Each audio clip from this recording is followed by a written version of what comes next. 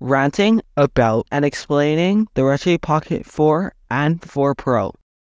The Retroid Pocket 4 sports the Dimensity 900 and 4GB of RAM.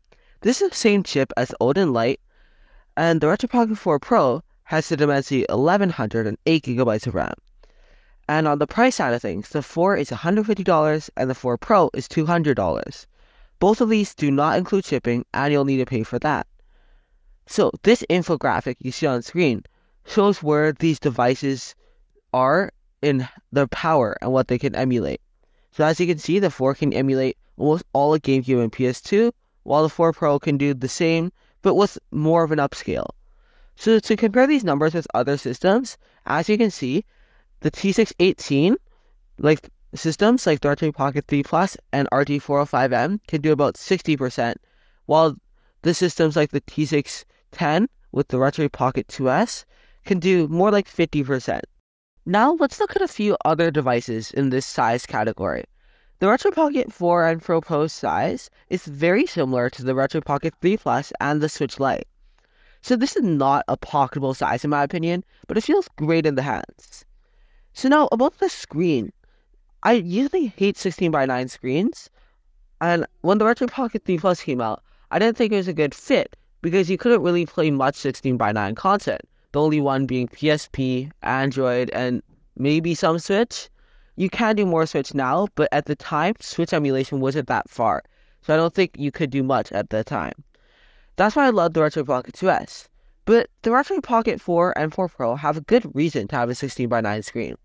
You can now do a good amount of Switch because of the new Dimensity 900 and 1100 chip. So I think it makes sense here. The next is the hardware. The hardware for the price is great.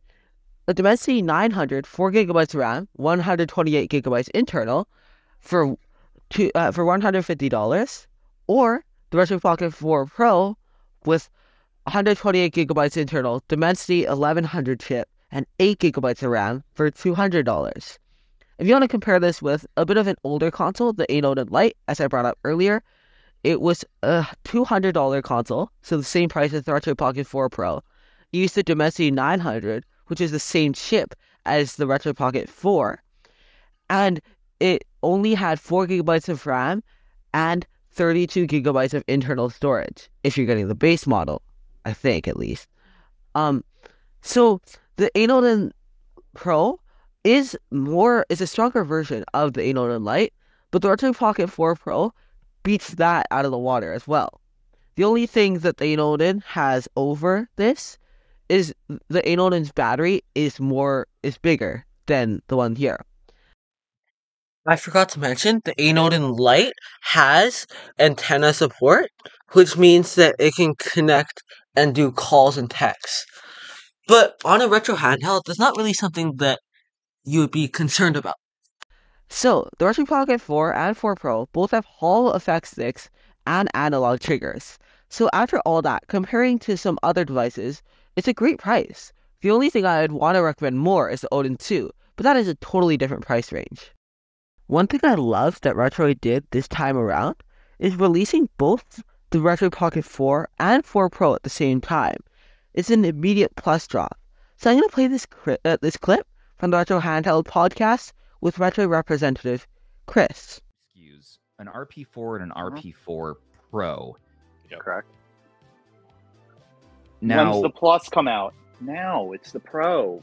It's the Pro. People are asking. Yes. The RP3 did have a Plus. The 2 had a Plus.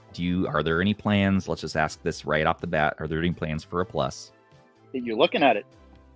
The Pro. You're starting from day one with the Pro. That's good guy, Retroid. Okay. So, as you see, there won't be, or at least there is no plans for, a 4 Pro Plus or something. So, a while back, when the Retroid Pocket 3 released, people just bought it, and when the 3 Plus came out, it's so frustrating because it came out directly after the Retroid Pocket 3 Plus's launch, and it's way stronger than the Retroid Pocket 3. So all the people who bought the Retroid Pocket 3 were now frustrated with their purchase. So, to prevent this, they just released the 4 Pro right out of the gate, and that'll probably help out anyone who was annoyed about this earlier. This device would have been good with a joystick on top because of the ability to play all, if not a good chunk, of GameCube, PS2, and Switch. But I understand the D-pad on top because it's more of a retro system. This isn't designed to play those newer systems. While the system is expensive, it's a really good Goldilocks zone of prices. It's not as expensive as something as the Odin 2, but it isn't as powerful. I think it's either the same price or a bit cheaper. It's in the ballpark range of the RG405M. And then the Retroid Pocket 3 Plus is a bit more expensive, but it's pretty much the same. But those two use the T618 chip, which is way less powerful than the Dimensity 900 and 1100 that we're using here. So, while there are some other good options like the Pimax Portal Retro, the Retroid Pocket 4 Pro is a great option for all of your retro gaming needs. The important thing I want you guys to remember is that retro shouldn't include Switch. I think retro is N64 and below. People may not agree with me on that. People may say Wii and below, Wii U and below, but in my opinion, it's N64 and below. GameCube and PS2 is pretty old. I will say that that is not a new system. Anything above those systems are not retro. So we have enough power to play those N64, GameCube, PS2 games that we want. And that's just why I think this is a great Goldilocks zone. Yes, I said I would recommend the Odin 2 over this, but that's for the people that want to play higher end systems like GameCube and PS2 at a 3x upscale, Wii perfectly, or pretty much perfectly, Switch, almost everything can play on like the Switch emulator. The only ones it can't really play are huge 3D games like Bayonetta and Tears of the Kingdom, at least from what I remember.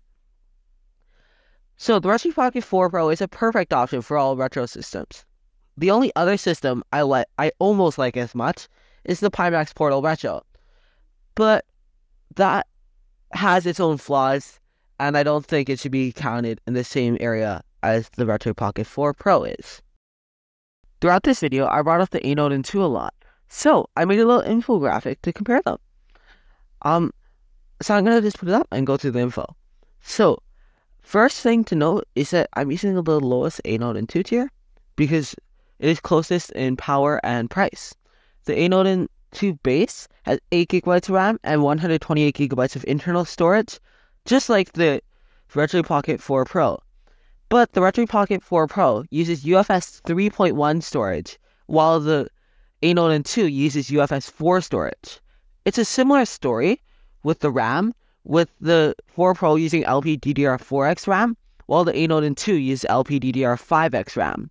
When you look into the controls, you can see that they use the same stick and seemingly the same D-pad. Not sure about that. Of course, both have SD card slots, they both run on Android 13, and both have micro HDMI out and DisplayPort out, Bluetooth, and Wi-Fi. So DisplayPort out is only on the Pro model for the 4, by the way, but just if you want that, you can get it. It does 1080p video out instead of the 720p from the micro HDMI side. So this is where the similarities mainly end. The Odin 2 has an 8,000 mAh battery, while the 4 Pro has a 5,000 mAh battery. So now let's pull up some chip specs. The base clock speeds are both 2 GHz, but the turbo frequency is way different. The Odin 2 has a 3.36 GHz turbo frequency, and the 4 Pro caps out at just 2.6 GHz. This is a pretty drastic change. So you may look at those clock speeds and go, Oliver, they're nearly the same for the most part. So shouldn't they be almost the same power? Shouldn't they emulate similar things? Why does this matter?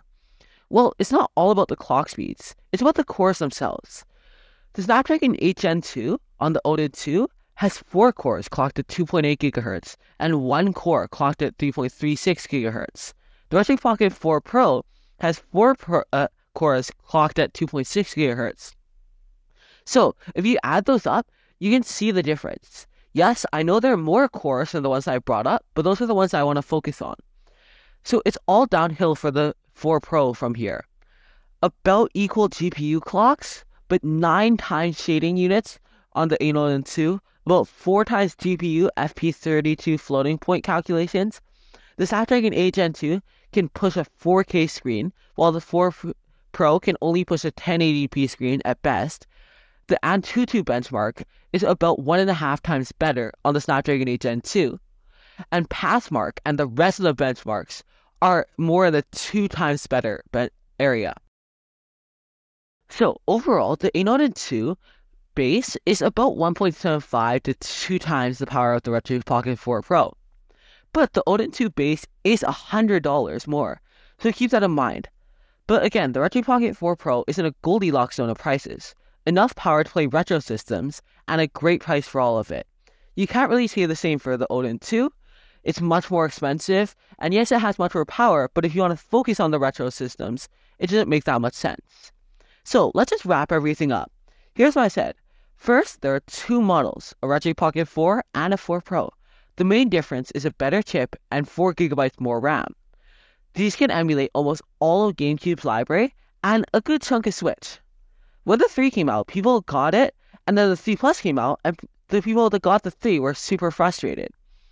But launching the 4 and the 4 Pro at the same time made those people who were mad probably happy still.